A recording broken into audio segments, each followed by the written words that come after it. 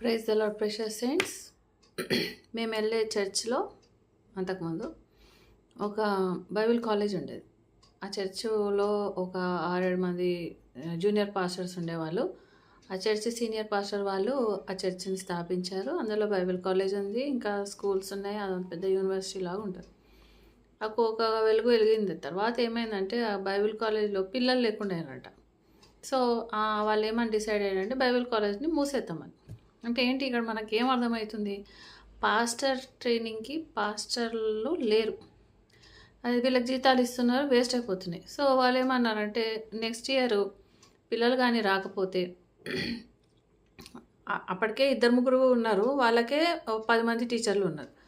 అయితే ఇలా అయితే మేము క్లోజ్ చేస్తాము, మీరు కావాలంటే పిల్లల్ని మీరే పోయి తెచ్చుకోండి అంటే ఒక టీం ఏర్పడి ఊర్లు, అక్కడున్న చిన్న ఊర్లు మొత్తం ఇండియా వైడ్ టూర్ వేసి పాస్టర్ల పిల్లలను పట్టుకొని తీసుకొచ్చి జాయిన్ చేయించి ఆ కాలేజీని నడిపిస్తున్నారు.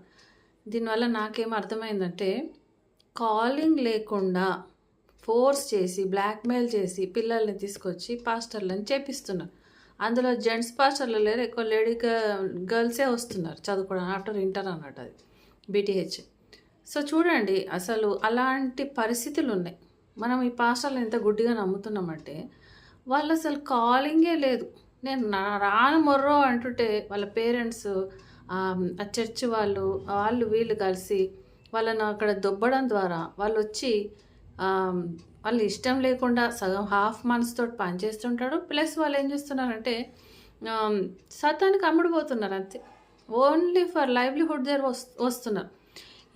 అందరినీ అనట్లేదు, కానీ 99.9% pastors are coming for livelihood. అది మాత్రం నిజం. కాలింగ్ లేని పాస్టర్ల చేతిలో పడితే మనల్ని దేవుడు కూడా కాపాడలేడు. కాబట్టి నిజమైన పాస్టర్లను మనం గుర్తుపట్టవచ్చు. వాళ్ళ తీరే వేరేగా ఉంటుంది. వాళ్ళు ఏ డబ్బులు ఆశపడరు, వాళ్ళు ఎటువంటి సేవ వాళ్ళు అసలు మన దగ్గర కనబడరు. వాళ్ళు అడవిలలో ఉంటారు, ఎక్కడనో కోయోళ్ళ మధ్యలో, ఎక్కడనో చిన్న ఊర్లల్లో. వాళ్ళు ఎక్కడ డబ్బు లేని దగ్గర, ప్రెస్టీజ్ లేని దగ్గర, సూటుబోటులు లేకుండా పంచలల్లో చినిగిపోయిన బట్టలు వేసుకొని బీద ఫ్యామిలీస్ తోటి ఉంటారు. వాళ్ళు నిజమైన సేవకులు. వాళ్ళు ఏం ఆశపడకుండా వస్తారు. అది సేవకత్వం. ఇది కాదు సేవకత్వం అంటే. నేనైతే ఇలా అనుకుంటున్నాను.